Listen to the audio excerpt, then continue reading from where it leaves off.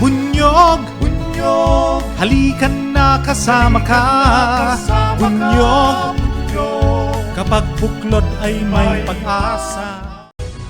Pinasususpinde ng DILG sa Office of the Ombudsman si Bamban Tarlac Mayor Alice Guo sa gitna ng investigasyon sa pagkakadawit niya sa illegal na pogo.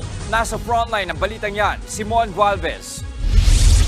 Bumuuna ng task force ang Department of Interior and Local Government o DILG noong April 5 para imbestigahan ang pagkakaugnay ni Bamban Tarlac Mayor Alice Guo sa illegal na Philippine Offshore Gaming Operators o POGO sa kanilang bayan. Ngayong araw, inilabas ng task force ang resulta ng kanilang investigasyon. Sa isang pahayag, inilahad ni Interior Secretary Benhur Abalos ang mga natuklasan nila umanong nakababahala at illegal na aktibidad. Kaya inirekomenda ng DILG sa Ombudsman na patawan si Mayor Guo ng preventive suspension habang nagpapatuloy ang mga ginagawang investigasyon laban sa alkalde.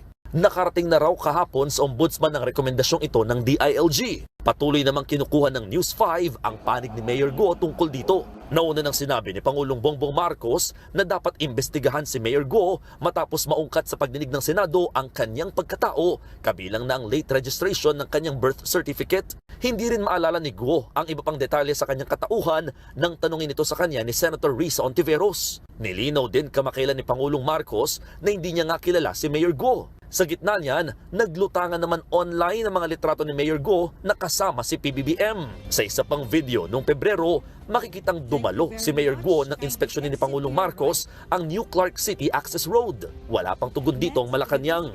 Bukod sa Pangulo, minsan na rin nakasama ng alkalde ang ate ng Pangulo na si Senator Amy Marcos. Sa isang text message sa News 5, hindi naman itinanggi ng senadora na dati na nga sila nagkita ni Mayor Guo sa event ng DSWD sa Bamban. Pero pagilinaw ng senadora, hindi sila close ng alkalde.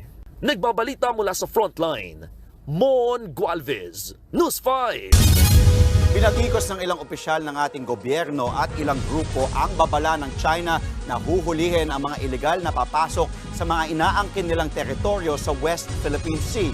Nasa frontline ng balitang yan si Gio Robles. Desperado na ang China.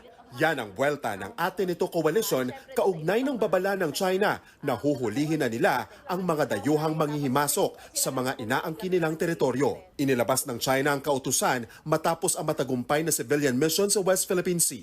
Sa ulat ng South China Morning Post, inatasan ng China ang kanilang Coast Guard na ikulong ang mga anilay trespasser kahit walang paglilitis. Hanggang 2 buwan daw pwedeng makulong ang mga mahuhuli.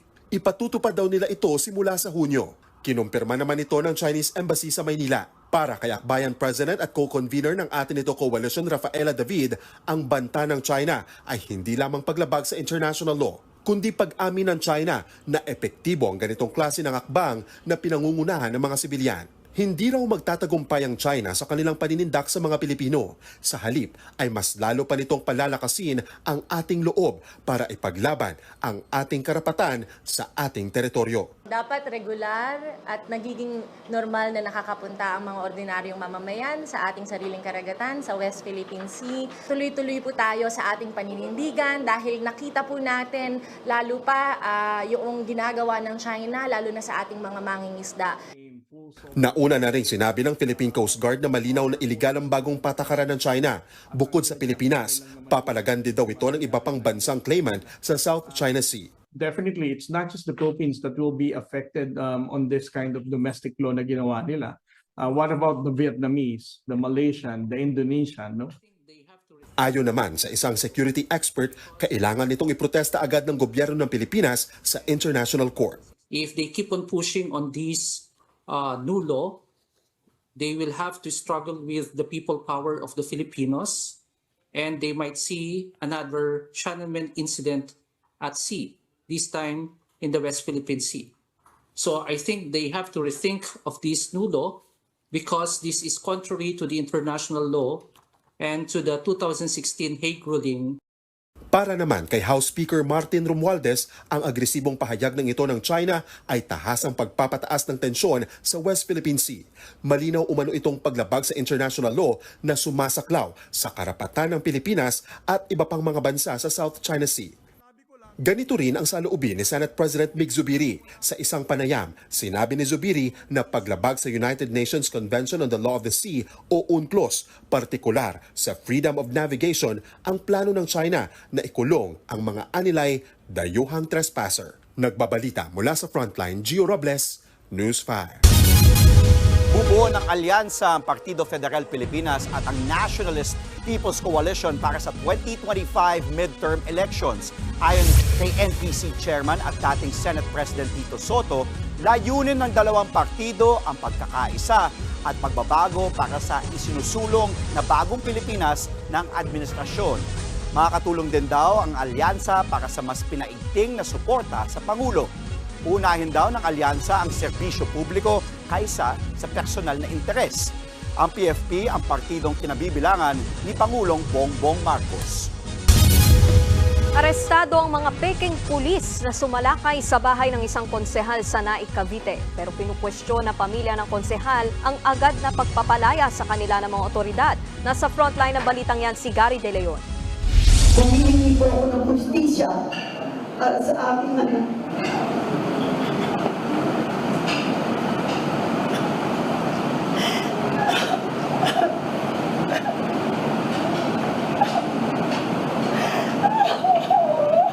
Napaiyak na lang si Konsehal Tere Puno ng Naik, Cavite nang alalahanin ng pagsalakay ng mga pulis sa kanilang bahay noong May 11. Sa bisa ng search warrant, ginalugad ng mga pulis ang lugar dahil sa ulat na may nakaimbak ditong mga hindi lisensyadong baril. Inaresto ng mga pulis ang konsehal, kanyang asawa at dalawa nilang tauhan. Bukod sa mga hindi lisensyadong baril, may nakita ring mga granada, bala at magasin sa bahay ng konsehal. Pero ilang minuto matapos ang pagsisilbi ng search warrant, sumalakay naman ang isa pang grupo na nagpakilalang mga pulis din. Kasama nila ang isang alias Louie na nagpakilala pa raw na bago may-ari ng bahay. Agad nilang winasak ang mga CCTV sa loob at labas ng bahay. Maya-maya pa inilabas ng mga lalaki ang mahalagang gamit sa bahay. Pinilit pa raw agawin ng mga lalaki ang kanilang sasakyan. Ayon sa anak ni Puno, pinagbantaan siyang papatayin kapag hindi ibinigay ang susi ng kanilang sasakyan. Akin yung susi mo, huwag kayong umano. Tapos sabi niya, kunin mo na lang bukas. Pakulong nga itong dalawa na to sa kotse. Kinulong. Ano mahalaga yung gamit nyo o yung buhay nyo?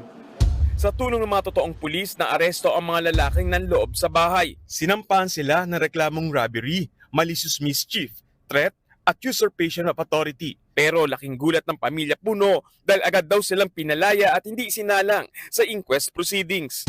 Allegedly ay sinabi nitong mga taong ito na mag-a-avail sila ng preliminary investigation, pinakawalan sila notwithstanding the fact that there was a valid arrest without a warrant and that the police have 36 hours to detain.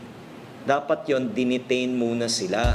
Samantala, nakalaya na si Puno, kanyang asawa at ang dalawa nilang tauhan matapos makapagpiyansa noong Huwebes. Ayon sa konsehal, si alias Louie ang nasa likod ng pagpasok ng mga peking pulis sa kanilang bahay. Plano raw nitong angkinin ang kanilang bahay at iginigit pang may utang ang kanilang pamilya na aabot sa 200 million pesos. Pero ayon kay Puno, kung may utang daw sila, bakit kailangang pwersahang pasukin ang kanilang bahay at kunin ang kanilang mga pera at gamit?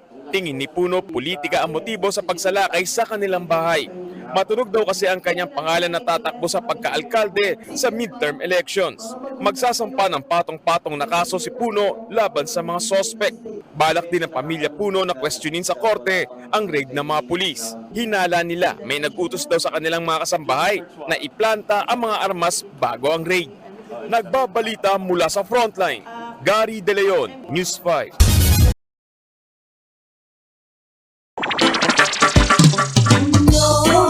May hulanong salita na ang ibig sabihin dito ay ang pagkakaisa. Bunyog Party List. Halika na, Bunyog Party List ka na. Halika na, Bunyog Party List ka na. Sa susunod, ang atinang suportahan, Bunyog Party List, nagtataguyod ng katotohanan, lumalaban para sa bayan. Bunyog, bunyog, halika na kasama ka. Bunyog, kapag buklod ay may pag-asa. Luzon, Visayas, Mindanao, isa ang pananaw. Sa bagong Pilipinas ang bunyog isisigaw.